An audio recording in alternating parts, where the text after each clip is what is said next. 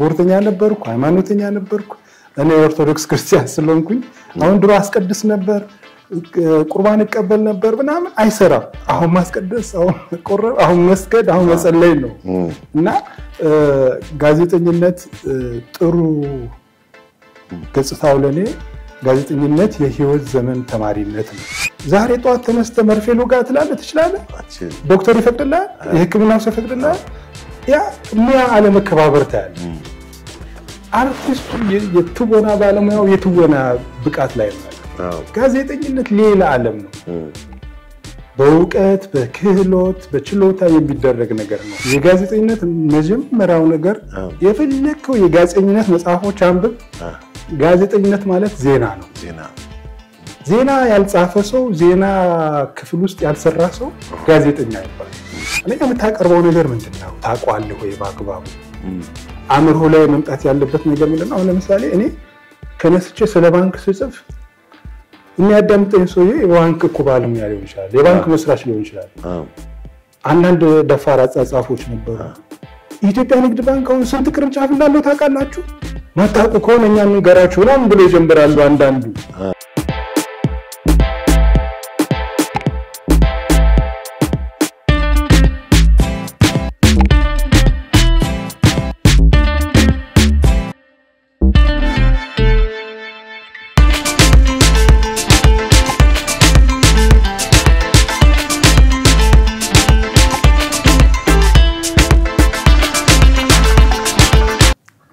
ተናስተልኝ ውድ የሐመር ሚዲያ ተከታታዮቻችን እንዴት ሰንብታችኋል እንደምን ከርማችኋል ለዛሬ እንግዳ ይዘናችሁ ቀርበናል እንግዳችን አንጋፋ ጋዜጠኛ ታደሰ አደላ ይባላል ለረጅም ጊዜ በጋዜጠኝነት ሙያ ያገለገለ ነው አሁንም ድረስ በአሻም ቴሌቪዥን ውስጥ የሰራ የሚገኝ ጋዜጠኛ ነው ምናልባት ከ1980ዎቹ 1989 ጀምሮ በአካማተር ጋዜጠኛ ጀምሮ ዛሬ በጣም ትልቅ ፕሮፌሽናል ጋዜጠኛ ነው እና ከታደሰ ጋር እንግዲህ የተለያዩ የቀድሞ የጋዜጠኝነት ሁኔታ ማለትም በትራዲሽናል ሚዲያ የነበረው ሁኔታ አሁን ደግሞ የዲጂታል ሚዲያ ዘመን ነው በርግጥም ትራዲሽናል ሚዲያ አሁንም አለ ማለትም የሬዲዮም አለ የቴሌቪዥን እንዲሁም ጋዜጣ በቁጥር በጣም የሚቆጠሩ ጋዜጦችም አሉ እና በአጠቃላይ በእነዚህ ሚዲያዎች ውስጥ እንግዲህ ታዴ ለረጅም ጊዜ አገልግሏል ብዙ ተሞክሯል በአጠቃላይ ብዙ ነገርን የሚችላቸው ነገሮች አሉ ታዴ እንኳን በሰላም መጣ ለዚህ ቃለም ጠይቅ ፍቃደኛ ስለሆንክም እናመሰግናለን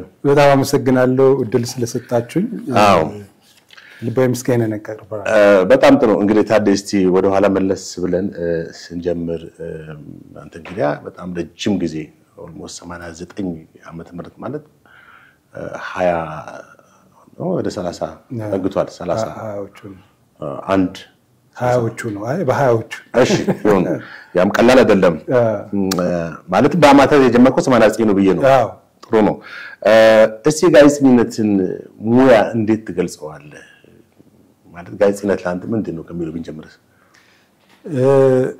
እኔ ሶስት ነገሮች ደስ ይሉኛል ከጋዜጠኝነት ጋር አንደኛው ጋዜጠኝነት ነው ሁለተኛው ስፖርት ነው ሶስተኛው ሃይማኖተኝነት ነው መንፈሳዊነት ነው በሶስቱም ውስጥ ነበርኩ አይሰራም ሆነ መገኘት ነው ስፖርተኛ ነበርኩ ሃይማኖተኛ ነበርኩ እኔ ኦርቶዶክስ ክርስቲያን ስለሆንኩኝ አሁን ድሮ አስቀድስ ነበር ቁርባን ይቀበል ነበር ምናምን አይሰራም አሁን ማስቀደስ አሁን መስገድ አሁን መጸለይ ነው እና ጋዜጠኝነት ጥሩ ገጽታው ለኔ ጋዜጠኝነት የህይወት ዘመን ተማሪነት ነው የማያቋርጥ ተማሪ ነኝ እና ሁልጊዜም ሰርክ አዲስ ነው በየቀኑ ትማራለህ አዲስ ነገር ታገኛለህ ዛሬ ከኢኮኖሚስት ጋር ከዋልክ ነገ ደግሞ ከፖለቲካል ዕውቀት ካለው ሰው ትውላለህ በየቀኑ የመማር ዕድል ይሰጣል ስለዚህ እኔ ጋዜጠኝነት የህይወት ዘመን ተማሪነት ስለሆነ በዛው ወደዋለሁ ስለዚህ አንተ ከጋዜጠኝነት ህይወት ከሙያው በተጓዳኝ በሙያው ራሱ ትምረበታለሁ ምክንያቱም አንደኛ ከመታቀርባቸው መረጃዎች የግድ ብዙ ነገሮች ሪፈር ማድረግ እንዳለበት አንድ ጋዜጠኛ ግድ አንባቢ መሆን አለበት ጋዜጠኛ ነኝ ብቻ ተብሎ ዝም ብሎ ለህዝብ መረጃ የሚያቀርባት ሁኔታ መኖር የለበትም በትክክለኛው የሙያው ስነ ምግባርም ያንን ነው የሚጠይቀው ስለዚህ ከተለያዩ ሰዎች ጋር በመገናኘት ያገኛቸው ተሞክሮች እስቲ ይበለጠ ሰፋር ምናልባት ከመጀመሪያ በጀምር ይሻላል እኔ ህልበረንዳ አካባቢ ነው ተወልጄ ያደግኩት እና የ10 ዓመት ልጅ ያለው ነው ፈተናዎች የሚጀምሩት። አባቴ ድንገት ወጥቶ ይቀርና እናቴ ማሳደግ ብቻዋን ስለማትችል በ10 ዓመቴ ቆሎ መሸጥ ጀመርኩና እና እንደዛ እያልኩኝ 16 ወይ 15 ዓመት ልጅ ሆኜ ግን አሮጌ መጽሐፍ አዙሬ ሸጫለሁ። ኦኬ። እና በወቅቱ ምን ነበር መጽሐፉን አንብበህ ነው ጠጅ ቤት ምናምን የዞርን ይሸጥ ነበር። አንተም ታነባዋለህ። ጠጅ ቤት ያሉ ሰዎች አባቶች ምናምን ብዙም ያልተማሩ ሊሆኑ ይችላሉ። እስኪ ይሄ መጽሐፍ ጥሩ ነው ይላል። አዎ እንደዚህ እኮ ነው ይሄ ነገር አለው ትላቸዋል። በቃ አምጣው ለልጆች ይሆናል ይገዟል። ስለዚህ ማንበብ እዛ ጋር ተጀመረ። ከዛ በኋላ በ89 ዓመተ ምህረት ደግሞ አማተር የጋዜጠኞች ክበብ ውበት አማተር የጋዜጠኞች ክበብ ያው 30ኛ ዓመታችን በቅርብ አክብረናል። ኦኬ። እዛ ገባው። እኔ የነበረኝ ግምት ምንድነው ጥሩ አንባቢ እንደሆንኩ አስብ ነበር። ውበት ደግሞ ስገባ ደግሞ በጣም የሚደንቁ ጎበዝ ልጆች ተፈጠሩ። አንባቢዎች ናቸው፣ ሐሳብ ያነሳሉ፣ ይወያያሉ፣ ሐሳብ ትቀያየራለህ፣ ትከራከራለህ። ግን እንደዛም ሆኖ ፍቅር ነበረው ማለት የመማማር እድል ሰጠኝ።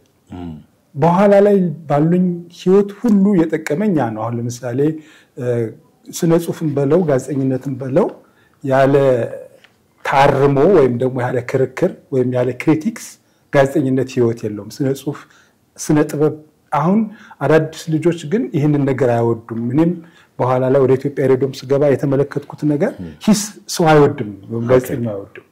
ስለዚህ እኔ ትልቁ ትምህርት ቤቴ ውበት አማተር የጋዜጠኞች ክበብ ነበርና እነዛ ልጆች አስተምረውኛል። አሁን በኢትዮጵያ ጋዜጠኝነት ውስጥ ትልቅ ቦታ ያላቸው ልጆች ናቸው። እነ ጌታቸው አስቻለው የኢትዮጵያን ቃኛት እነ ሄኖክ ኢትዮጵያን እንጎም የሚያስጎበኘው እነዚህ ልጆች እዛ ነበሩ። ግማሾቹ አሜሪካ ናቸው። ታሪኩ በጀርመን በአሜሪካ የጀርመን ድምጽ ዘጋቢ ነው። እነ እስክንድር መርሃ ጽድቅ የክፍለ ሀገሮች እነ ሃይረዲን ማለት ልጆች አሉ። እና እኔ ትልቁ ትምህርት ቤት የምለው ያ መሰረት ይጣለልኝ። ከዛ በኋላ ላይ ማጠናከሪያ ነው። ኢትዮጵያ ሬዲዮም ስገባ እንደ ደጀኔ ጥላሁን እንደነሸቱ ገለቱ እነ ያደር አዲስ ራሱ ታላቁ መምህሬ ጎርፍነህ ይመር እነዚህን አግኝቻለሁና የጋዜጠኝነትን መልክና ቅርጽ ያስያዙልኝ ናቸው። ከዛ በኋላ ደግሞ ዓለም አቀፍ ትምህርት ሰጠኝ ብለው ደግሞ ኢንተርኔውስ የሚባል ድርጅት ውስጥ ነበር በ2001 ዓመት ሰርቻለሁ። እና እዛ እነ ጂም ክለርክ የሚባሉ እንግሊዛዊ መምህር ቪክቶሪያ ከአውስትራሊያ ብሮድካስት ኮርፖሬሽን የመጣች ሶኒያ ደማሲ እሷም ከአውስትራሊያ ብሮድካስት ኮርፖሬሽን የመጣች ከነዚህ ልስ ብዙ ነገር አግኝቻለሁ ለማለት እችላለሁ። ምናልባት በየትኛው የፕሮግራም ዘርፍ ነው በብዛት የምትገባው? ማለትም በአብዛኛው የጋዜጠኝነት ህይወት ውስጥ በየትኛው ፕሮግራም ላይ ነው የምታተኩረው የነበረው? መጀመሪያ ያው እንደማንኛውም ጋዜጠኛ ዜና አጻጻፍ፣ ፕሮግራም አዘገጃጀት ምናምን ነገር ትማራለህ። እኔ ኢትዮጵያ ሬዲዮ ተፈትነን ስንገባ 3 ምርጫዎች ነው የተሰጡን። 3 ምርጫዎች ነበሩ። አንደኛ ዜና ክፍል መስራት፣ ሁለተኛ የወቅታዊ መስራት፣ ሶስተኛ የፕሮግራም ክፍሎች መስራት። ወቅታዊ ፕሮግራም ኢትዮጵያ ውስጥ የሚያስኬድ ነገር አይደለም ማለት ያው ፖለቲካ ቅርበት ያስፈልጋል። ዜና ክፍልም ደግሞ ትንሽ ነው የምሰራው፣ ግን የፕሮግራም ክፍል ለኔ ቅርብ ነበር። ለምሳሌ ኢትዮጵያ ሬዲዮ ኤፍኤም 97.1 የገባሁት በ1994 ነው። ስለዚህ እንደገባሁ የሰራቸው ፕሮግራሞች ነበሩ ለወጣቶች፣ የኪነ ጥበብ ፕሮግራም፣ የጥበብ ማዕድ የሚባል እንደገና ደግሞ በብዕር ትሩፋት የሚባል በጣም ብዙ ጋዜጠኞች ያፈራንበት ፕሮግራም ነው። በኋላ ላይ ግን የስነ ልቦና ፕሮግራም አዘጋጀት ጀመርኩ። ምናልባት ህይወቴን የቀየረው እሱ ፕሮግራም ይመስለኛል። አድካሚ ነበር፣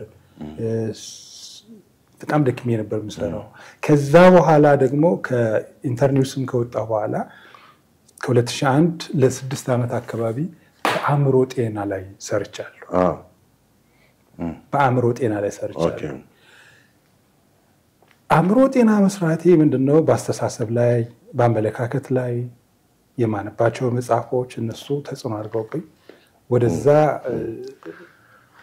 ላይ አሁን አስተሳሰብ አመለካከት ላይ የሚያተኩሩ ነገሮች ስነ ልቦና ላይ የሚያተኩሩ ነገሮች መስራት ደስ ይለኛል። ጥሩ እንግዲህ በኢትዮጵያ ሬዲዮ በ97.1 እንዲሁም በአዲስ አበባ 96.3 እንሰራለን አስተዳደር ሚዲያ 96.3 ላይ አንድ ጓደኛዬ ይቀልድብኛል። አሪፍ ቀልድ ነው፣ ደስ ይለኛል። ታደሰ ያልሰራበት ሬዲዮ ጣቢያ አህያ ያልፈሳበት ተራራ የለም ይላል። ኦኬ እና ዞታ ላይ ሰርቻለሁ በሬዲዮ ፕሮግራሞች ማለት ነው። ከ2001 ጀምሮ ከቅጥር ህይወት ወጥቻለሁ። ኦኬ ስለዚህ እንስራ ባለን ቁጥር መስራት ነው። ኦኬ ሌሎች በርካታ ሬዲዮችም ሰርታል ማለት ነው። አዎ መጨረሻ ላይ ዋልታ ነበር። አሃዱ ላይ ሲጀምር ጀምሬ አሃዱ ሰርቻለሁ። ኤፍኤም 96.3 እስከ ተወሰነ ጊዜ ሰርቻለሁ። ብስራትም ኤፍኤም ሲጀመር እንትና ለማገዝ ነው የገባሁት። ለነገሩ ጋዜጠኝነት ለመስራት እያደለ እንትና የሚባል ልጅ ነበር ሰዓት ላፊ የሚሰራው ነበር ኤርሚያስ ለሚያዘጋጀው ፕሮግራም እኔ ለእሱን ለማገዝ ገባ። ኤርሚያስ 2000 የዛን ጊዜ እንትን ነበረ ማለት ብስራት ላይ ገብቶ ነበር። ብስራት ላይ ጀምሮ ነበር። ሰዓት ላፊ ማታ ሰርቷል። ትክክል ከነጥላውን ከሚባል ጥላውን በየነ ከሚባል ልጅ ጋር በቃ እሱ በደንብ አስተዋውቀዋለሁ እና ያንን የመስራት ነገር ነበር። በመሃል ግን ከሚዲያው ራኩኝ ወጣሁ። ጥሩ በግል ፕሬሶችም ሰርታል። አብረንም በአንድ ጋዜጣ መጽሔት ላይ አፍሪካ ፖስት ከተስፋዬ ሀብተ ማርያም ተስፋዬ አሁን በአካል ጉዳተኞች ላይ የሚሰራው እሱም የደብረ ዘይት ልጅ ነው። ጎበዝ ታታሪ ልጅ ነው። በቅርብ እንደውም መኪና ተሸልሟል። እሱም አብረን በመሆን አፍሪካ ፖስት የሚል መጽሔት ጀምረን ነበር። 4-5 ገጽ ይሄዳል። ጥሩ እንግዲህ ብዙ ተሞክሮች ያሉ በተለይ በዚህ በቀድሞ የሚዲያ ፕሬስ ውጤቶች ላይ ማለትም የህትመት ውጤቶችም ሆኑ የብሮድካስት ሚዲያ ላይ ትልቅ ልምድ እንዳለ ነው ማቀው።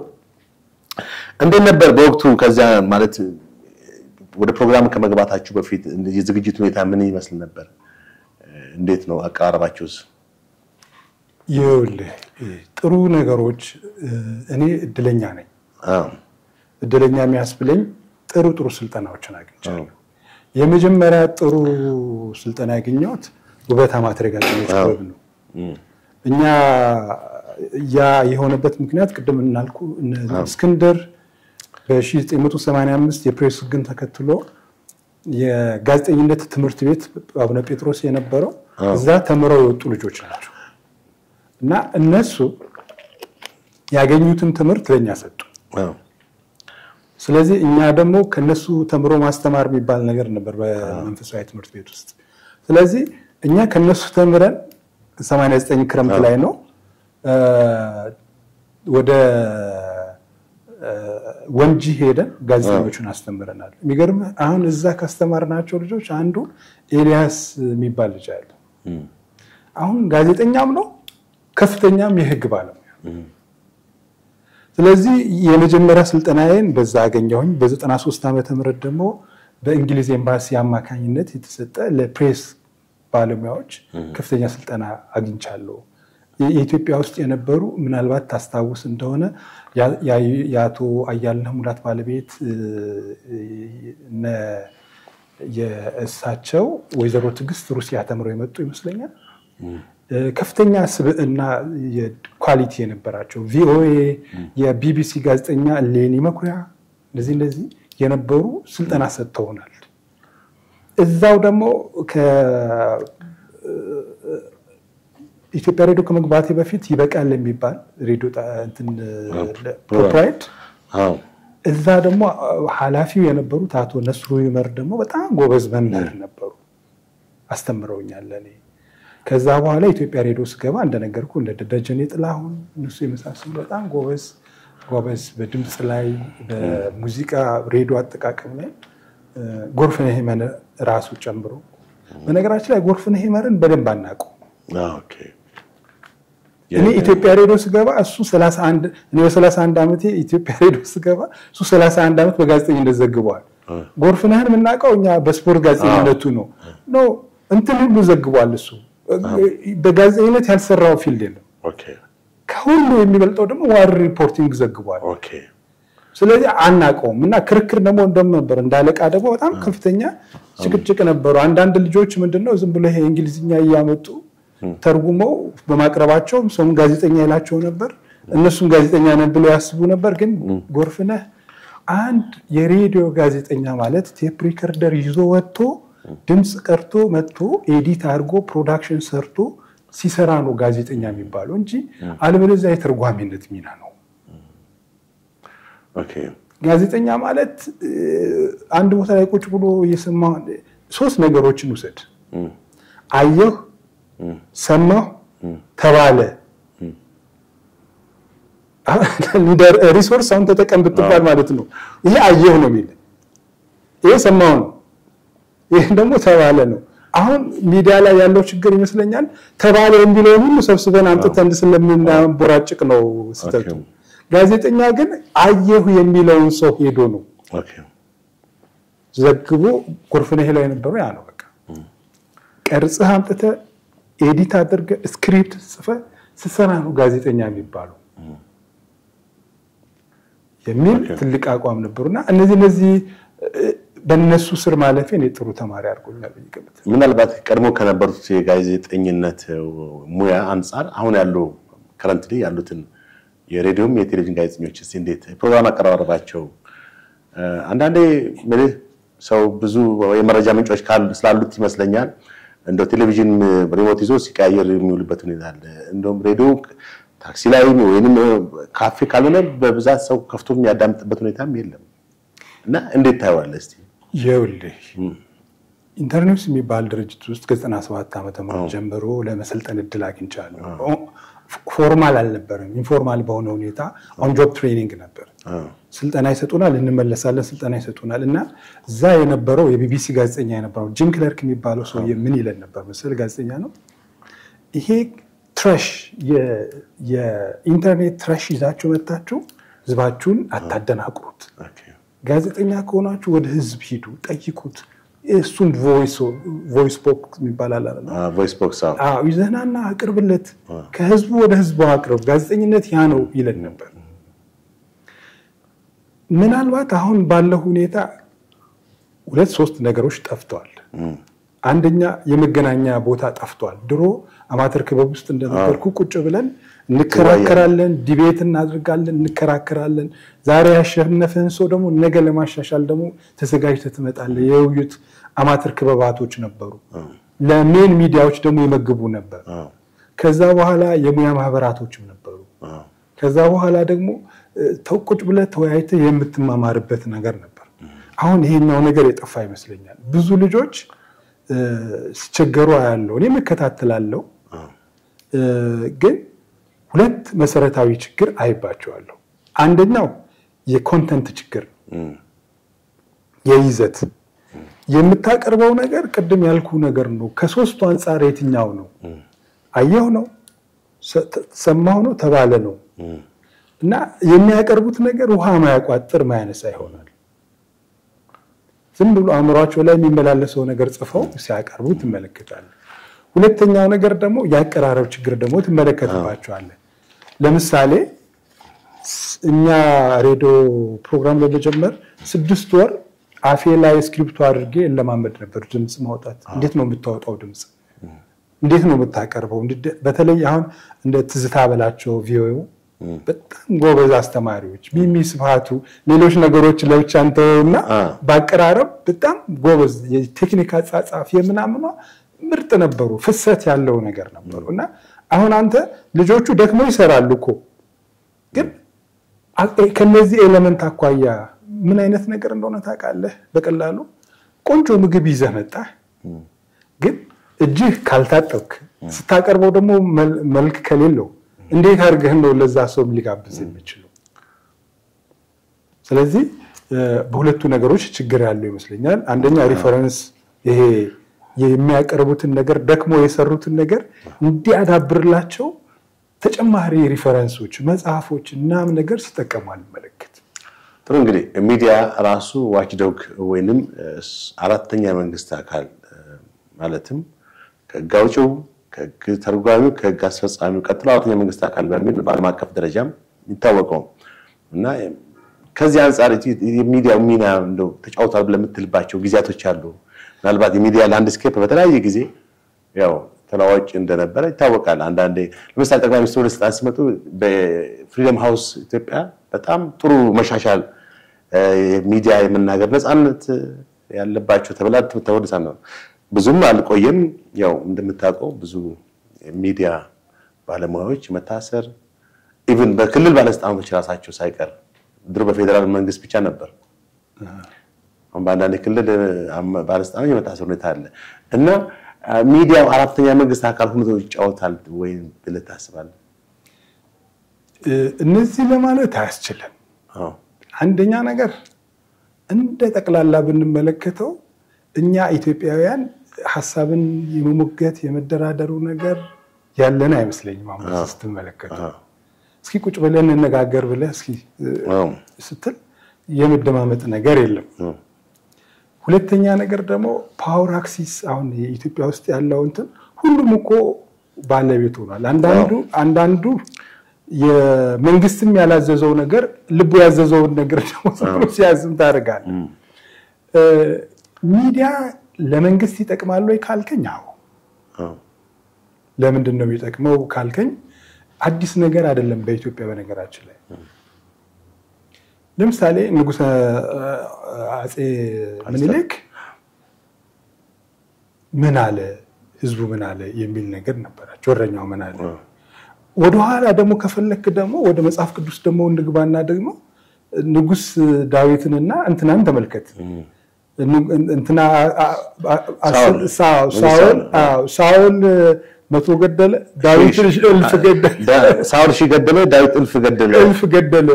ያ ያለው ማን ነው? እረኛው ነው። የስልጣኑን ሁኔታ ሳይቷል። አሁንም ሚዲያ ያ ነው፣ የመንግስትን ሁኔታ የሚያሳይ ነው።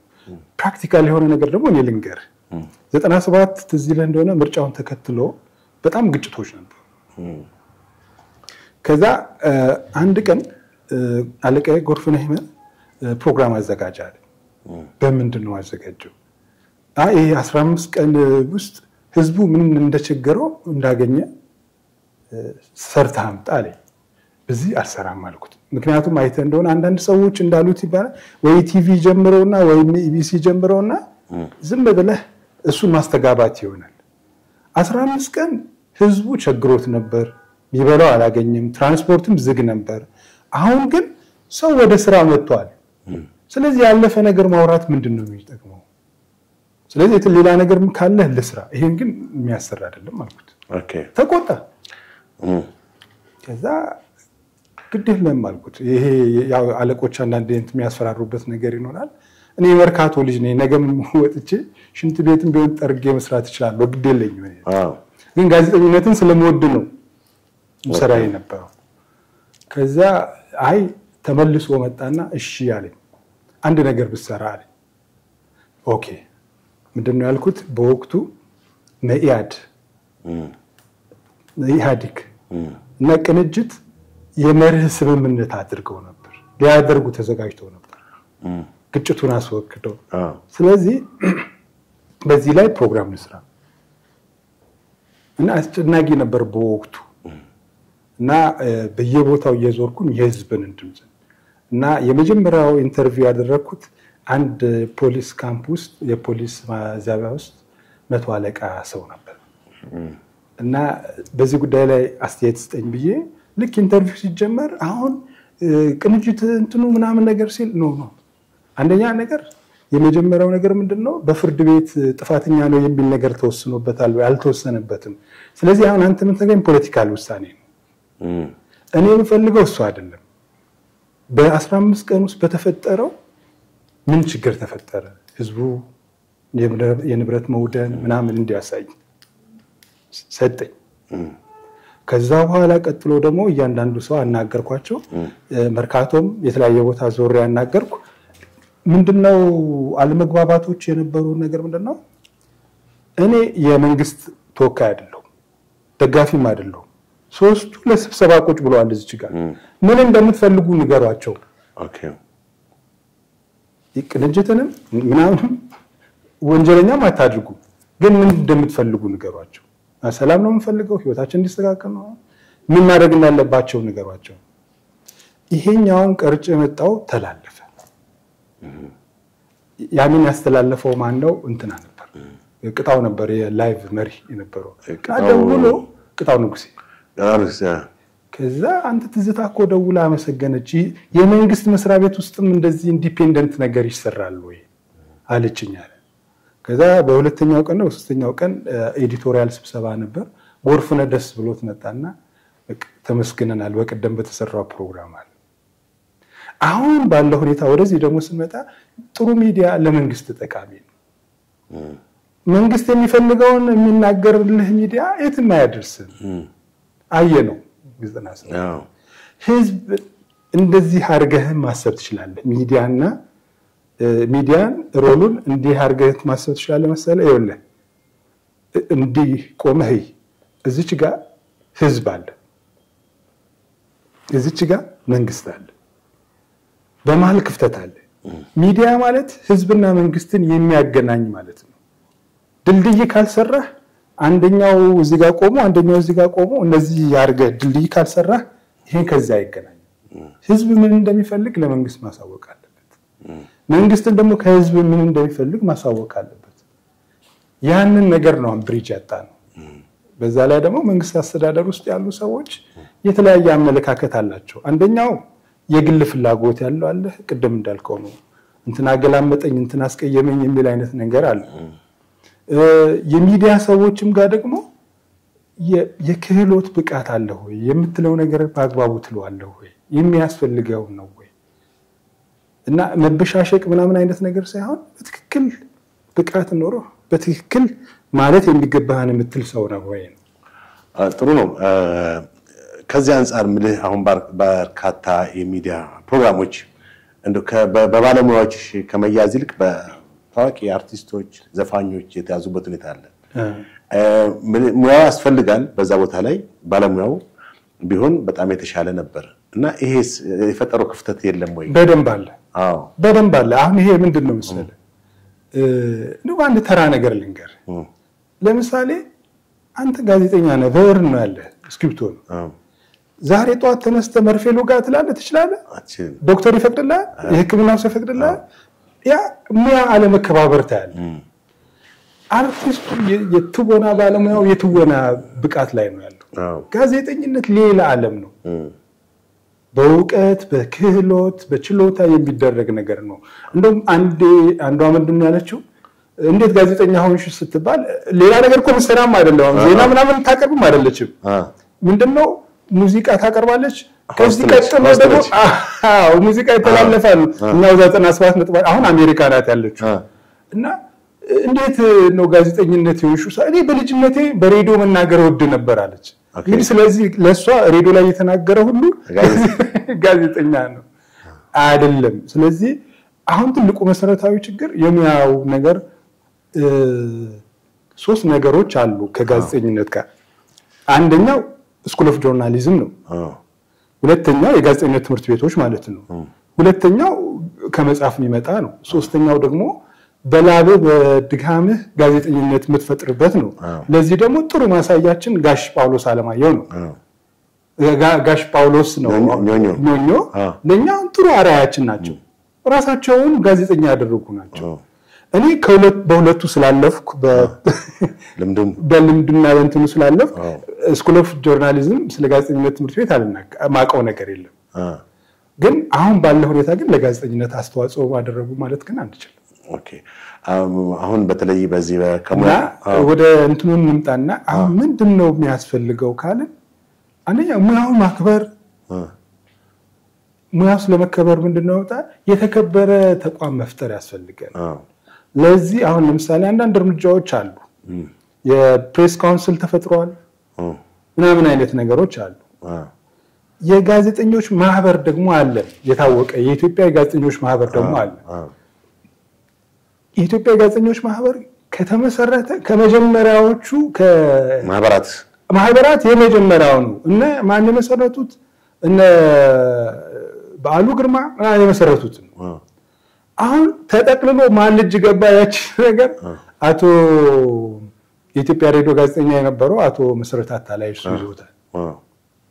ሌላም ሰው አይገባም እሱ አይሰራ ጠቅልሎ እሱ እጅ ሆኗል እና እንደኔ መደረግ ያለበት ነገር ምንድነው ወደ ጋዜጠኝነት መድረኮች መምጣት መቻል ማህበሩን ማጠናከር የሙያውን ብቃት ከሚወራውና ካለው እውነታ የተለየ መሆኑ ማሳየት አሁን ቀደም ያነሳት ልጅ ከልጅነት የጀምሮ በሬዲዮ መናገር አሁን ብዙ ሰዎች ጋዜጠኛ ማለት ፕሮግራም አቅራቢውን ሁሉ ዘፈን የሚያቀርበውን ሁሉ የመዝናኛ ፕሮግራም የሚያቀርበውን አጠቃላይ ጋዜጠኛ ብሎ የመጥራት ትናለ እና ይሄ ነገር እንዴት ነው አንተ ያው ታቋለ ጋዜጠኝነት እኮ ኃላፊነት አለበት በጣም አንድ ምሳሌ ልንገር ለምሳሌ ማለት የፕሮግራም አቅራቢዎች ሆስት ነው ይባሉት አይ ነው ልንገር ማለት ምን ማለት እንደሆነ አሁን አንዳንዴ ኃላፊነት ስለማላይ ነው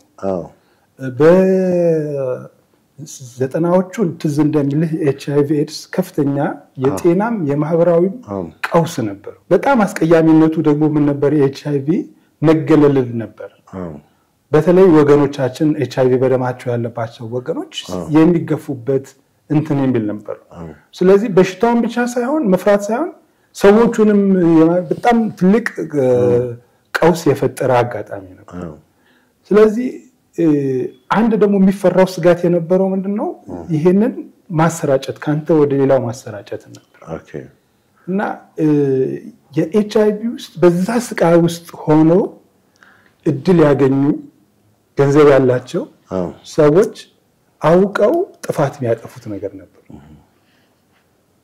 በገንዘብ ጉዳይ ሌሎችም ወገኖችን በመረበሽ የሚያደርጉት ነበር አንዳንድ ሚዲያዎች ይሄን መረጃ ደርሷቸው ነበር ግን ወዲያው ይሄን ነገር አላቀረቡ ኦኬ ለምን መዘኑት የሚያመጣው ቀውስ እዚች ጋር ገና ያልበሰለ ነገር ላይ ይሄንን ብናደርግ የሚፈጠረውን እንትን አስብ ጋዜጠኛ ኃላፊ ነው መረጃ ስላገኘ ብቻ የሚተነፍስ ማለት አይደለም ግራና ቀኝ የሚያመዛዝን ነው የሚያውም ክብርም ፍቅርም የላቀ ነው እኮ ኦኬ የትኛውም ዓለም እኮ ጋዜጠኛ ሲባል የታመነ እኮ ነው እዚህ ጋር ይሄ አባሞገሴነት እንበለው አሁን ለምሳሌ ፍቅር እስከ መቃብር ላይ አጫዋች አሉ አባሞገሴነት ጋዜጠኝነት አይደለም እንደም የኢትዮጵያ ጋዜጠኝነት የሞተበት አጋጣሚ ልንገር በቅርቡ ማን ነው ኤፍኤም 97.1 አብረን ስለነበርን ማን ነው ሲሞት ትዝለ እንደሆነ እዚህ የፕሮግራም አዘጋጁ አስፋው ስለሺ አስፋው ማን ነው አስፋው መሸሻ የሞተ ጊዜ በቃ የኢትዮጵያ ጋዜጣ አሳቢ የጠፋበት የኢትዮጵያ ጋዜጠኝነት ሞት ያልኩት የዛ ቀን ነው እንዴት ኢቢኤስ ድንኳን ሰርተው ነው ለቅሶ ሁሉም ጥቁር ለብሶ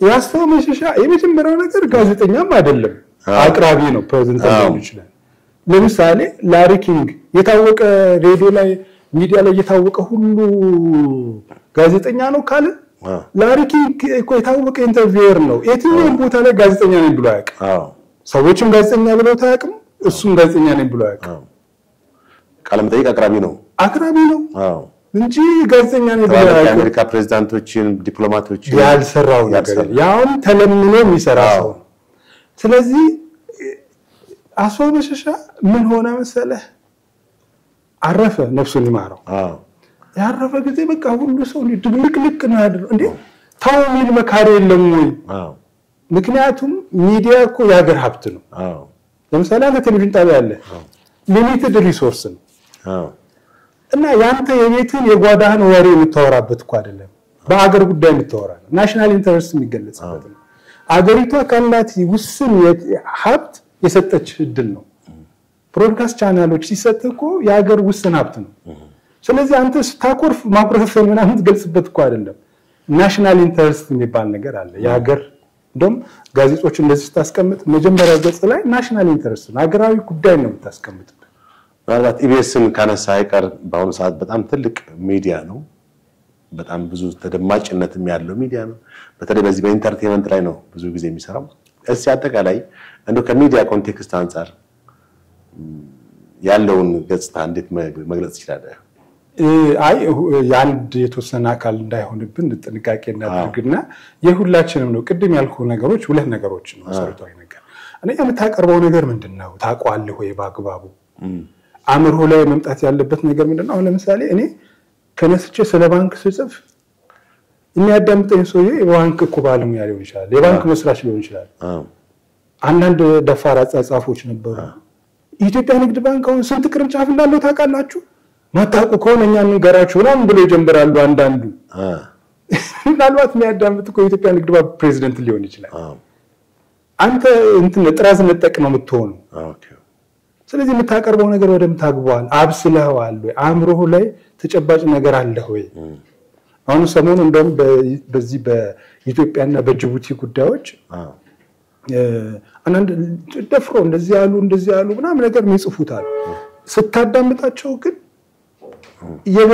በርግጥ እነዛ ልጆች መረጃ አግኝተው ወይም ደግሞ ጠንካራ ነገር ሐሳባቸውን የሚደግፍላቸው ነገር አጠናክረው ሲሰሩ አታይም እና ያንን ሚዲያ ነገ መልሼ ላይው አልችልም ሁለተኛ ነገር በአግባቡ የድምጽ አወጣት ክህሎት አላቸው ብሮድካስተር ኮንክ ድምጽህ በደንብ መግራት ማስተካከል መቻል አለበት እና አማርኛ እንግሊዘኛ ካልቻልክ የድምጽ አወጣት የሚል የጋሽ ደጀኔ ጥላሁን የጻፈው መጽሐፍ አንብብ ስለዚህ አንደኛ በኮንተንት ላይ የምታቀርበው ነገር በደንብ የበሰለ ነው ወይ ተረታዋል ኮንተንት ከመምረጥ ጀምሮ በትክክል ማስረጃ አለው ባለሙያ የሚገርም ነገር አሁን ኢትዮጵያ ሬዲዮ አንዴ እኔና ፍስሐ ተገኝ ዲቤት አደረግን ምንድነው የሆነው መሰለ የሆነ ኳስ ተጫዋች እኔ ስፖርት ወዳለው ስፖርት ሰራለው እግር ኳስ ግን አልዘግብም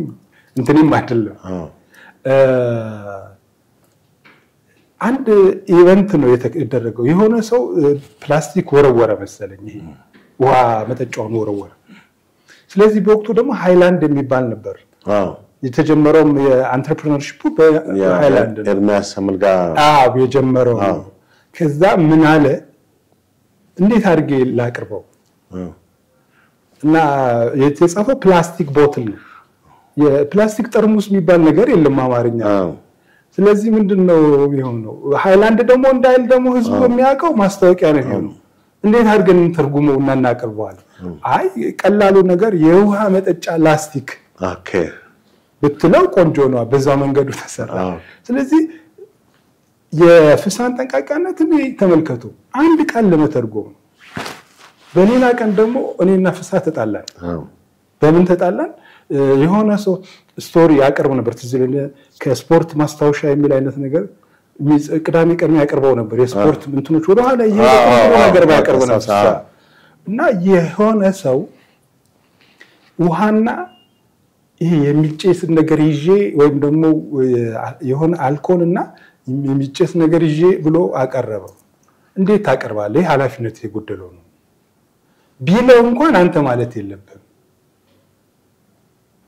ግን በኋላ ላይ ግን አንዶም አንድ ያገሪቱ ትልቅ ፕሮፌሰር ነኝ የሚል ሰው ቴሌቪዥን ላይ የሚጨሰው ነገር ያጨሰ ኢንተርቪው ተደርጓል ኃላፊነት የጎደለው እና ሚዲያ ይዘን ያህል ጥንቃቄ ይፈልጋል አሁን ልጆች ስትሰሩ ግን የጋዜጠኝነትን ነገር አላችሁ በደንብ ራሳችሁ ሰው ስለሆነ ነው ወይስ በትክክል እንትናችሁ ነው ከዛ ባሻገር ደግሞ ምን ጋዜጠኝነት የምትማረው በነገራችን ላይ በመጽሐፍ በላብና በደም ነው የምትማረው ኦኬ ጥሩ ነው እንግዲህ በጣም ተመልካቾችን በጣም ብዙ ዕውቀት መረጃዎችን ካንተ ያገኙ እንደሆነ ተስፋ አደርጋለሁ እስቲ በተለይ አሁን ቅድም አንስቼልህ ነበር ብዙ ሰዎች ሚዲያ ላይ ፕሮግራም ይመራው ሁሉ ጋዜጠኛ ማለት እንትላለ በተለይ በአሁን ሰዓት በመዝናኛው ውስጥ የሚሰሩትን በፕሮግራም አቅራቢነት የሚሰሩትንም የተለያየ ፕሮግራሞችን የሚያቀርቡትን ያው ጋዜጠኛ ብሎ አንድ ላይ ሌቭል የማድረግ ሁኔታ አለ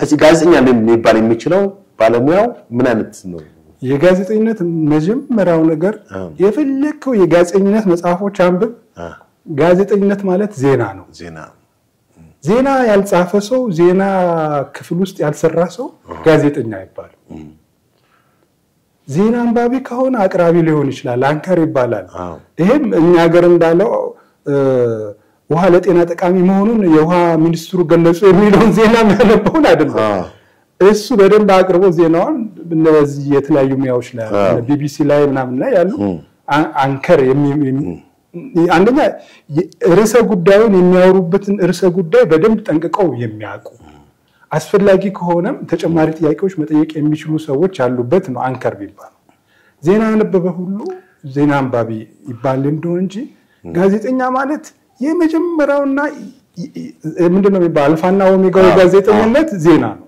ዜና ጽፎ ማያቅሰው ዜና ምን እንደሆነ የማያቅሰው በዜና ክፍል ያላለፈ ምናልባት ከዜና ጋር ተያያዥነት የሌለው ነገር የሰራ ጋዜጠኛ ይባላል ጥሩ እንግዲህ በጣም ጥሩ ተነስተን የአንድ ጋዜጠኛ ግድ ዜና ማቅረብ አለበት ሪፖርት ማቅረብ አለበት መስራት አለበት ምናልባትም ሄዶ ቦታው አይዊትነስ ሆኖ ማለት ራሱ መዘገብ አለበት አለበዛም ከአይን ማኞች ጋር ሪፖርት ማለት ኢንተርቪው አድርጎ ማቅረብ መቻል እንዳለበት ነው የገለጽከው በአሁኑ ወቅት በርካታ የሚዲያ አውትሌቶች ሬዲዮም ሊሆን ይችላል ቴሌቪዥንም ህዝብ የሚፈልገው ነው ወይስ ለህዝብ መቅረብ የሚገባው ነው ያቀርባሉት ማለት ምንድነው የህዝብን ስሜት ይኮረኩራል ብለው የሚያስቡት ነው ወይስ ሙያው ራሱ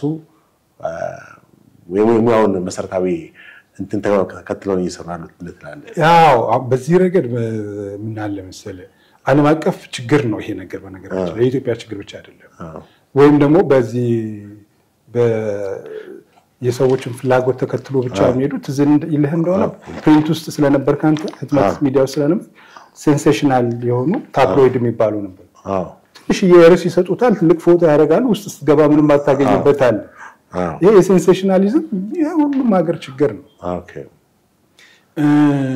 ስለዚህ ህዝቡ የሚፈልገው ነው ይወዳል የምትለው ነው ታዲያ ወይንስ ደግሞ አንተ ከተቋቋምኩበት ዓላማ አክጻር ነው ልክ ነው የቤት ክራይ ትከፍላለህ ትሰራለህ መኖሪያ ያስፈልጋል ስለዚህ ገንዘብ ካላገኘው የሚል ነገር አለ በፊትም አጨቃጫቂ ነገር ስለነበር እዚህ ላይ ደፍራት ተናገር የህልውና ጉዳይ ስለሆነ ግን አንዳንድ የተደራጀ አቅም ያላቸው ግን ሴንሴሽናል ሲሆኑ በጣም ያሳፍራል ጥሩ ቴሌቪዥን ጥሩ ክሩ ኖሮ ጥሩ አቅም ኖሮ ዝም ብሎ የወረደ ነገር ሲዘባብቱ አና ነገር በሀገር ጉዳይ ላይ እኮ መቀለድ እኮ የለበትም ለምሳሌ ትንሽ ምንድነው የሚባሉ በራሳቸው ጥረት ሚዲያ ላይ የሚሰሩ ሰዎች አሉ አልቲሜት ማለት ፍጹም የመጀመሪያም የመጨረሻም ግባቸው ጥቅም ማግኘት ሊሆን ይችላል ግን አገርና ህዝብን ለማገልገል የተመረጡ ሚዲያዎች ግን እንደዛ ሲጨማለቁ ግን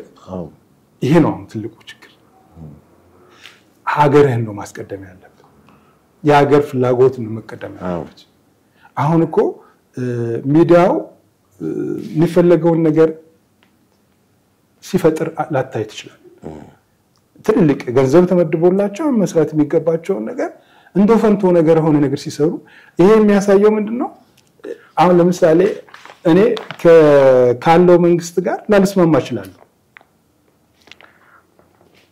ካለው አገሪቱን ከሚያስተዳድረው ፓርቲ ጋር ላልስማማ ይችላል በሀገር ጉዳይ ግን እኮ አንድ ነው ኢትዮጵያ መቀጠል አለባት ሀገራችን መቀጠል አለባት ስለዚህ ናሽናል ኢንተረስት ላይ ግን መፍጠር መቻል አለብን እና እንደውም አንዳንዴ አደጋ የሚሰሩት ሰዎች አንዳንድ የሚሰሯቸውን ስራዎች ሲመለከት እውነት እነዚህ ሰዎች ሚዲያ ገብቷቸው ነው ወይንስ ከሚዲያ ጽንሰ ሐሳብ አንፃር እውነታውን ተረድተው ነው ወይ እና እስኪ ቆይ አንተ አሜሪካ ቁጭ ብለህ ኢትዮጵያ ውስጥ የሚካሄድን ጦርነት ማባባስ ጤናማነት ነው ብለህ ታስባለህ እኛ እኮ በጣም እኮ ባለው ወደ ኋላ የቆየን እኮ ህዝብ ነን እኮ ወደ ኋላ የቀረን እኮ ህዝብ ነው በጣም ተራ ነገር እውነተኛ ችግር ለማየት ከፈለክ እስኪ ጸበል ቦታ ሄድ ወገናችን እኮ በጤና በማጣት ደጋፊ በማጣት የሚሰቃየውን ስቃት ማየት አለበት ግሸን ማርያም ብዙ ጊዜ ሄድ ነበር አሁን ባለመግባባቶች እየተባባሱ መጡና የወገናችንን ችግር በደንብ ታያዋለህ አየ ትንሽ የውሃ አውጥቶ ፊቱም ባለመታጠብ አይናቸው ቅንድባቸው ደርቆ ምናምን ነገር ታያለ ከክፍለ ሀገሩ እህቶቻችን እናቶቻችን በአግባቡ እንኳን የጤና መጠበቂያ የሌላቸው ነው አሜሪካን ቁጭ ብለህ ግን እነዚህን ሰዎች ለማስደፈር ትልካለህ አሜሪካን ቁጭ ብለህ ወይም ደግሞ ይሄን አውሮፓ በጣም የተደላደለ ቦታ ቁጭ ብለህ ይሄ ሰውዬ በመከራ የሰራትን ዛኒ ጋባ ቤት በመድፍ እንዲመታ ታዛለህ እና ጥያቄያችን በትክክል ለሀገር የሚጠቅም ነው ወይንስ የተወሰነ ቡድን የተወሰነ ሰው እንዲደሰት ነው የምታደርገው? በዚህ አጋጣሚ እኔ በጣም በ3 4ኛው ዘርፍ ነው ህትመት ሚዲያ አለ፣ የሬዲዮ ሚዲያ አለ፣ የቴሌቪዥን አለ፣ አሁን ደግሞ የመጣው ኦንላይን ጆርናሊዝም ደግሞ ራሱ አለ።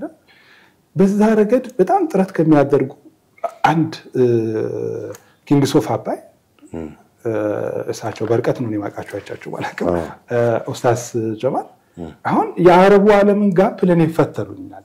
በናሽናል ኢንተረስት ላይ ጥሩ ነገር ይሰራል፣ በግል ነው የሚሰሩት እና ሌሎቻችንም በሀገራችን ጉዳይ ላይ እንደዛ ህብረት ወደ አንድ ነገር ሊያመጣን የሚችል ነገር መስራት ያለብን ይመስላል። ጥሩ እንግዲህ አሁን በተለይ ካለፉት 10 ዓመታት ወዲህ ደግሞ የኦንላይን የዲጂታል ሚዲያን ጋዜጠኝነት በጣም ተስፋፍቷል። በሶሻል ሚዲያ እና ብዙ የጋዜጠኝነት ወይ ብዙ ሚዲያዎች ተፈጥረዋል እና እንዴት መግለጽ ይቻላል ማለት አሁን ከዚህ ከትራዲሽናል ወደዚህ ወደ ዲጂታል ያለፍንበትን ሁኔታ ማለትም አሁን ያለው አጠቃላይ የዲጂታል ሚዲያ ገጽታን እንዴት መግለጽ ይቻላል? ዘመኑ ነው እኮ ያመጣው። ድሮ ሞባይል አልነበረም፣ ስልክ ነበር የምንደውለው ትዝ ይላል። አንዳንድ ገርል ፍሬንዶቻችን እንኳን ለማግኘት ራሱ በሴት አስደውለው እና ያ ዘመን አለፈ። ስለዚህ ኪስ ላይ ያለው ሞባይል ሁሉ ነገር የሚያቀርብልህ ነው። ሞባይልህ አጠቃቀምህ ነው። ሞባይልና እሳትን አንድ አድርገህ ያቸው። ሞባይል እሳት ምንድነው? ምግብህን ያበስልልሃል፣ በአግባቡ ካልያዝከው ደግሞ ራስህንም ያበስልሃል ይባላል። ስለዚህ ሞባይልህ ላይ መጣ። ሰውየው ሰዓት መጠበቅ አያስፈልገውም። እሱ በሚፈልግበት ጊዜ ከፍቶ መከታተል ይችላል። ቴክኖሎጂው ዘመኑ ይዞልህ የመጣው ድል ነው። ትልቁ ችግር ያለው ምንድነው? በአግባቡ ተጠቅመህበታል ወይ? አንደኛ ነገር አገራዊ ጉዳይ አድርገው በሚገባ የሙያ ብቃት ተሰርቶ ያቀረብከው ነው ወይ? ይጠቅምሃል ወይ? አለበለዚያ ራስንም ጊዜህን ታባክናለህ፣ የሌላውን ጊዜ ታባክናለህ። ስለዚህ አሁን ባለው ሁኔታ ጊዜው ያመጣው ነው፣ ሰዎች በፈቃዳቸው ያመጡት ነገር ነው ብያለስ። ጥሩ እንግዲህ በተለይ አንድ ሚዲያ የሰዎችን አስተሳሰብ የአንድ ማህበረሰብን ሁለንተናዊ አመለካከትም የመቅረጽ ፓወር አለው፣ ልክ ኃይል አለው። ከዚህ አንፃር በአሁኑ ወቅት በጣም የተስፋፋው የዲጂታል ሚዲያ ህብረተሰቡን ሼፕ አድርጎታል ወይ? በአንድ አቅጣጫ እንዲህ የማድረግ ሁኔታ አለ ወይ? ምክንያቱም ብዙ ጊዜ የምትመለከተው ነገር አለ። እሱ ነው አሁን ቅድም የነገርኩህ ነገር። አንዳንዴ እኔ ውስንነት አለብኝ። አንደኛ በቀን ውስጥ መመለከትበት የተወሰነ መከታተልበት ሰዓት አለ። ሙሉ ሚዲያ ልከታተልም። ያው የዳቦ ማምጣት አለብህ፣ ልጆችን ማሳደግ አለብህ፣ ህይወት መምራት አለብህ። አንዳንዱ ስትከፍተው በጣም ያስደነግጣል። ለምሳሌ አይተው በምንም ማጣቀው ሰው የሚባለው የሚሰደበው ነገር ያስደነግጣል። እንትኖቹ ማለት አንደኛ ዝም ብሎ ኢትዮጵያዊ ጨዋነት ምናምን ነገር እንኳን ተወውና ዝም ብሎ ከሰው እኮ የሰው ልጅን የመሰለ እኮ ክቡር ፍጥር እኮ የለም እኮ። ክርስቶስ የተሰቀለው እኮ ለሰው ልጅ ነው። ለአንበሳ አይደለም፣ ለእግል አይደለም የተሰቀለው፣ ለሰው ልጅ ነው። የሰው ልጅ እኮ ክቡር እኮ ነው። እኔ ሐሳብ ልዩነት ሊኖረኝ ይችላል፣ ግን የዚህን ያህል ደረጃ ወርዶ መሳደብ ምናምን ነገር አንዳንዴ ያስደነግጠኛል። ምን ገብቶናል ወይ? ሰው ልጅ መከበር አለበት። ደግሞ እኔ ጥላሁንን ሐሳቡ ላይ ስማማኝ ይችላል። ጥላሁን ጋር የሚለየኝ ሐሳብ ነው እንጂ እንደም አማተር ክበብ ውስጥ ሆነን ምን እንል ነበር? ታደሰ ሐሳብህን እቃወመዋለሁ ትላለህ እንጂ አንተን እቃወመዋለሁ የማለት መብት የለም እንል ነበር። ስለዚህ ህዝብን በመቅረጽ ደረጃ አሁን ባሉታዊ ጎኑ የሚታይ ይመስለኛል። ግን እንትን ታውቃለህ፣ ሚዲያው ከፍለው የሚያሰሩ እንዳሉ ታውቃለህ። እኔ በአንድ አጋጣሚ ነው በትክክል አንድ ማቃት ልጅ ነበረች። የሆነ ቦታ ኢንተርቪው ለመስራት ሄጄ 5-6 ልጆች ጫታቸው ይዘዋል ምናምን ነገር ቁጭ ብለዋል እና ይሄንን በዩ እንደዚህ በዩ ምናምን ነገር እንደዚህ በሎ ምናምን ይባል። ለካ ተሳዳቢ ቡድን ነበረው ያለፈው መንግስት ቀጥሮ ወደብ የሚያሰራቸው ሰዎች እንደነበሩ የዛ ቀን አይቻልም። ስለዚህ እነዚህ የሚሳደቡ ሰዎች አንደኛ ለህሊናቸው መኖር መቻል አለባቸው። ሰው ተሳደብ ስላለ ምናምን ነገር ሚዲያውም ተቋቁሞ የጋዜጠኝነት አንዱ ግቡ የሰው ልጆች ደህንነትና ጤንነት ህዝብን ደህንነት ማስቀደም ትዝልህ እንደሆነ አንድ ሰው የዓለም ላይ ከፍተኛ ሽልማት ያገኘ ነበር ኢትዮጵያ ውስጥ ይሁን ደቡብ ሱዳን ውስጥ ይሁን የት እንደሆነ አላውቅም የሆነ ካሜራማን ፎቶ ያነሳና ምንድነው ጆፌ አሞራ የሚባል የደቡብ ሱዳን ጆፌ ሊበራው ሲል በጣም በቃ ትልቅ ሽልማት ተሸለመ በኋላ ላይ ግን የቱ ነበር የሚበልጠው አንተ ፎቶ አንስተህ መሸለም ነው ልጁን ማዳን ነበር ሂማን ሴንተር ይሆናል በኋላ ላይ ራሱን አጥፍቷል በነገራችን ሂማን ሴንተር ሰው ልጁን ማዳን ነበር የሚበልጥብህ የነበረው ፎቶ አንስተህ መሸለም ነው የሚሉ እና የጋዜጠኝነት አልቲሜት ግቡ ሰባዊነት ነው የሰዎችን ደህንነት ማስቀደም ነው ስለዚህ አሁን እየሰራን ያለው ነገር ይሄንን ነው በወገናችን ላይ ጥሩ ነገር እየሰራን አይደለም መቼም ጊዜና ሁኔታ ጊዜ ፈርዳል እኮ እና ብቻ ትንሽ ነገሮች አንድ ነገሮችን እንቀንሰናቸው ሁለተኛ ነገር ደግሞ በማን ላይ ነው ያን ነገር መሰረው እኛኮ በፈለከው መንገድ ብትወስዱ ኢትዮጵያ አደጋ ኢትዮጵያ በአግባቡ በልቶ ማይኖር ህዝብ ነው ለምሳሌ HIV በጣም ከሚያጠቃቸው ህዝቦች አንዱ ኢትዮጵያውያን ነበሩ እና ከኢትዮጵያውያንም ከ14 እስከ 24 ወይ 25 ያሉ ሴቶች ከሴቶችም ደሃ ሴቶች ለምን ሲባል አንደኛ ነገር ስትረገዝም እናትየውን በአግባቡ ምግብ አትመገብ ከተወለደችም በኋላ ጤናማ ምግብ አታገኝም ስለዚህ ሰውነቷ በሽታን የመከላከል አቅም የለውም ምናልባት እንደዚህ ስታያት ልታምር ትችላለች ግን በሽታ የመቋቋም አቅም አልነበራቸው እና ይሄ ለእውነታችን ይሄ ነው እኛ በጣም ደካሞች በጣም እንትን ያለን ግን ብዙ አቅም ያለን ብዙ ሪሶርስ ያለን 15 ትልልቅ ወንዞች ያለን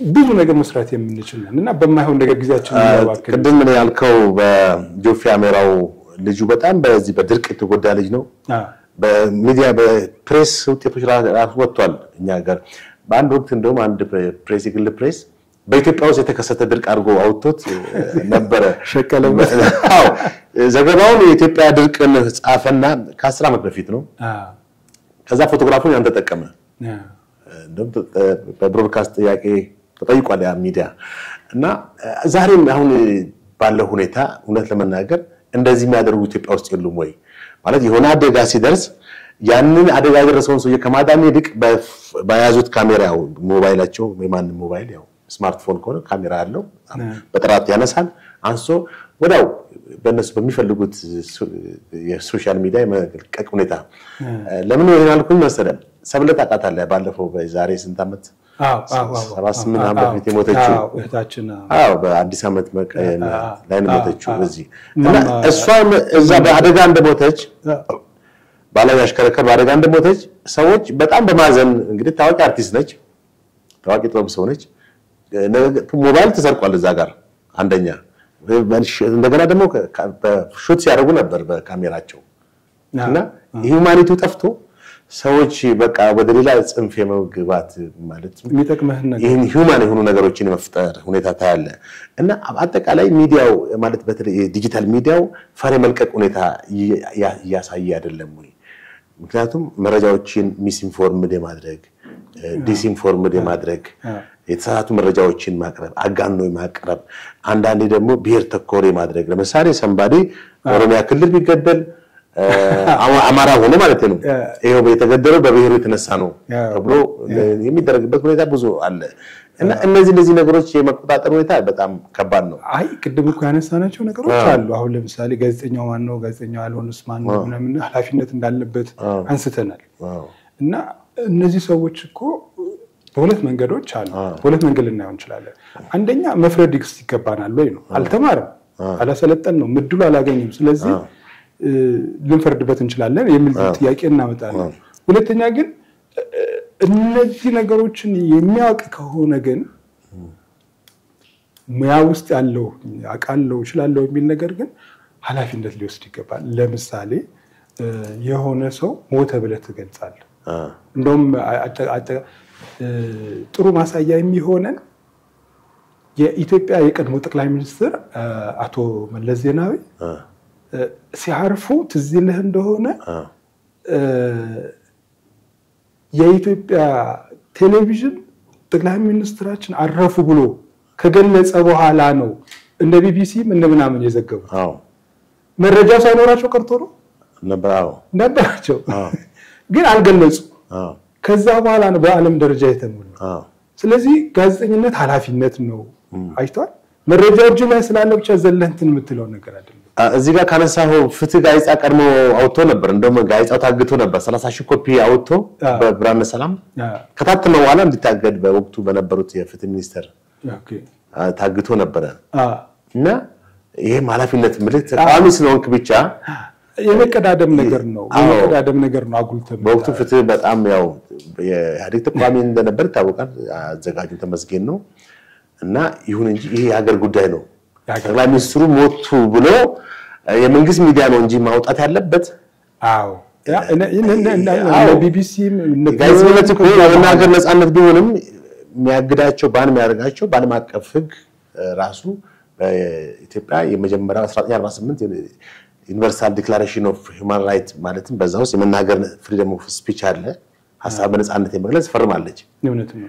ምንም እንኳን ከቀዳማዊ ኃይለ ሥላሴ ጀምሮ የተፈረመ ሆኖ በደርግም በኢህአዴግም የፕሬስ ነፃነት ኢቭን ቱዴይ በአንጻራዊ ደረጃ ያለ ቢሆንም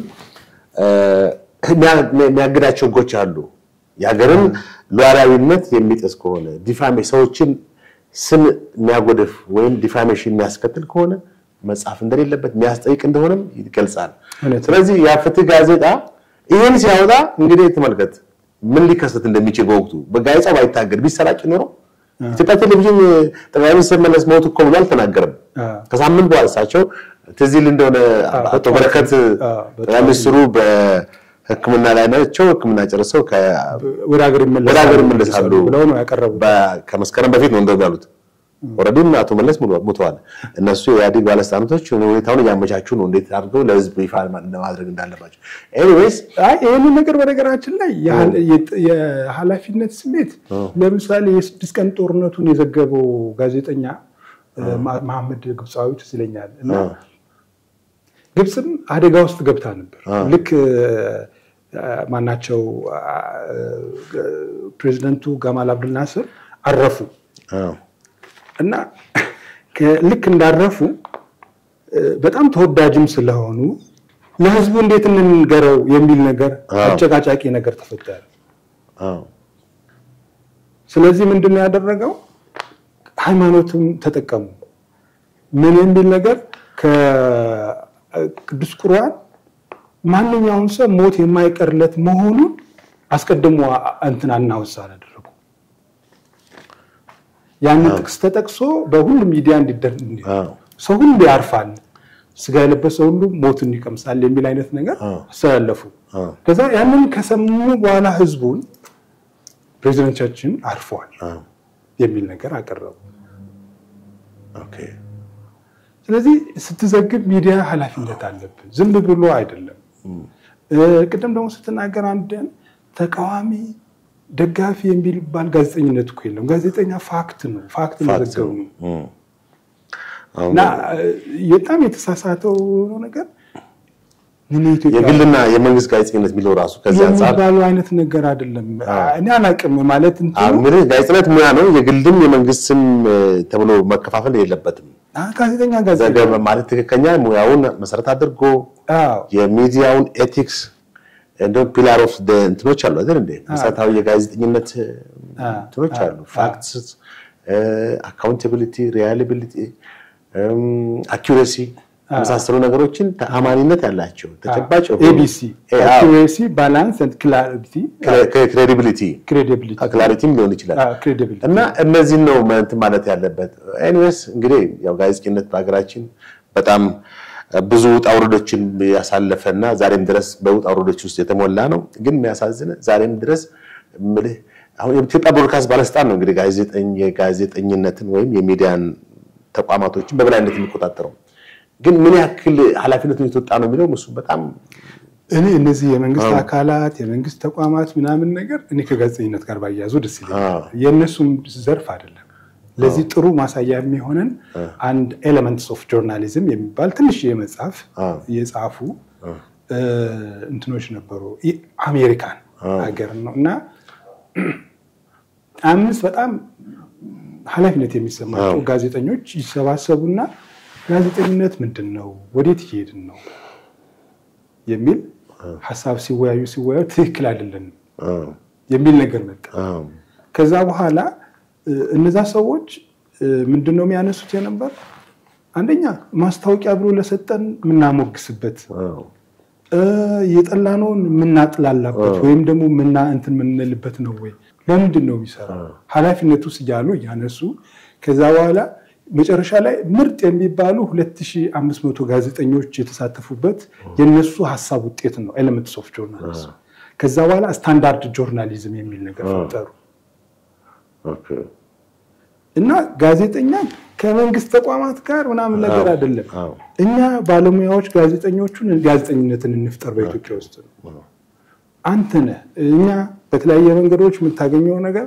ጋዜጠኝነቱን ሙያን ከወደድከው ጋዜጠኝነት እንዲፈጠር ማድረግ ያ ነው ለዚህ አንዱ ትልቅ የኢትዮጵያ ጋዜጠኞች ማህበር ትልቅ መሳሪያ ሊሆነን ይችላል ነበር እንዳለመታደል ሆኖ ግን አሁን ድርጅቱን እየመሩ ያሉ ሰውዬ ፈቃደኛ አልሆኑ ብንሰባሰብ ጋዜጠኝነትን ልጆቹን ከኛ በታች የመጡ አዳዲስ ልጆች የመጡትን መውቀስ ሳይሆን እንዴት ባጓው መስራት እንዳለባቸው መንገድ ማሳየት ይገባናል በያምናል ጥሩ እንግዲህ ጥያቄያችን ወደ ማገባደጃ የደረሰን ነው በተለይ አሁን እዚህ ሶሻል ሚዲያው በጣም የተስፋፋበት ታይም ነው ብዙ ሰው በእጁ ላይ ባለችው ሞባይል ተቀጣጣ አድርጎ የራሱን ገጽ ከፍቶ በቲክቶክም በዩቲዩብም ክሬት አድርጎ መረጃ የሚያስተላልፍበት ሁኔታ ነው በዚህ ላይ እንግዲህ ምን ያህል አካውንቴብል ነው ምን ያክል ሪስፖንሲብል ነው የሚለው ነገር ራሱን የቻለ ጥያቄ ማስነሳ ነው ለሞኑ ያን ዜና የሚያስተላልፍ ሰው አድራሻው ራሱ የት ነው ቢፈልግስ ራሱ ወራታል እና ይሄ ራሱ በህብረተሰቡ ላይ ፈጠረው ችግር የለም ወይ ምክንያቱም በአሁኑ ሰዓት ብዙ ሰው ሞባይሉ ላይ ያሽከረከረ ነው መረጃዎችን ያገኛል ዜናው ኦሬዲ ቀን እንትን ያለው ማታ ነው ኢትዮጵያ ቴሌቪዥን የሚያቀርበው አንዳንድ ጊዜ ኃላፊነት ምናምን ነገር ጥያቄ መሆኑን አንድ ነገር በቀላሉ ልንገር አሁን አንተ ለሆነ ስራ ወጣል ጥሩ ምሳሌ ላይሆን ይችላል እኔ ለምሳሌ አራት ልጆች አሉ እና የኔ ልጅ የሆነ ነገር ተፈጠረ ነበር ስለዚህ የታዋቂው ጋዜጠኛ የእንትና ልጅ እንዲህ ነገር ገጠማት ተብሎ እኔ ፌስቡክ ስከፍት ባይ ምንድነው ፈጠረው ኦኬ ይሄ ነው ማለት መረጃ ሰው ዜና ያለው ምናምን ነገር ብሎ ነው እኔ በደንብ ባግባቡ ሳልዘጋጅ አምሮ ሳይዘጋጅ ፌስቡክ ላይ ሳይ እንትና እናት እንትና እንትን ሆነ ምናምን ሲባል ምንድነው የሚፈጥርበት እና የዚህን አይነት ነገሮች ቆም ብሎ ማሰብ ይመለከታል ይመስለኛል ግን አሁንም ቢሆን ወደ ራሴ ነው ጥያቄው ማመጣው ለምሳሌ ምን ያህል እድል ፈጠረን ጋዜጠኞቻችን ሚዲያ የሚሰሩ ልጆች ለመደገፍ ምን አደረገ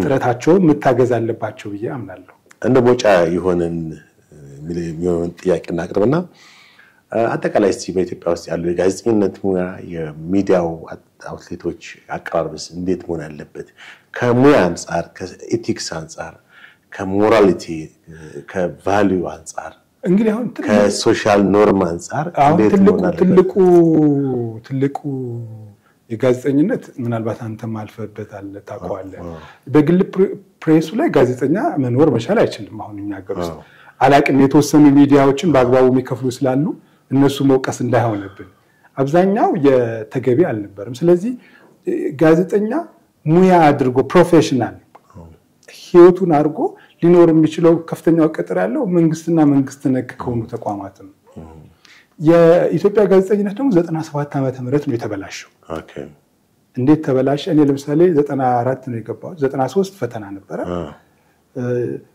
የጽሁፍ ፈተናው 3 ሰዓት የፈጀ ነበር ይሄ ዓለም አቀፍ የጋዜጠኝነት ትርጓሜዎች ምናምን መልሰ በእንግሊዝኛ ዜና ተርጉመህ ምናምን ነገር መጨረሻ ላይ በ500 ቃላት አረፍተ ነገር ጻፍ የሚል ነበር እና እንደዚህ አድርገን ተፈትነን ነበር የገባ ነው። ከ97 ምርጫ ተከትሎ ግን ምንድነው የተደረገው? ከመንግስት ይደግፋሉ የተባሉ ከየወረዳው ምናምን ነገር በጋዜጠኛ ስም ተንጋግተው አመጡና አስቀመጧቸው። እነዚህ ሰዎች ምን ማለት እንደሆነ ይሰማል። ሚዲያውን ምሩት ተብሎ ተቀመጡ። ይህ ማለት ምን እንደሆነ ነው? ሲኖ እንትን ኤቬኮ ከነተሳቢው አስብ ኤቬኮ ከነተሳቢው መኪና አይቶ የማያውቅ ሰው በጣም በረሃ ውስጥ የኖረ ሰው ማለት ነው።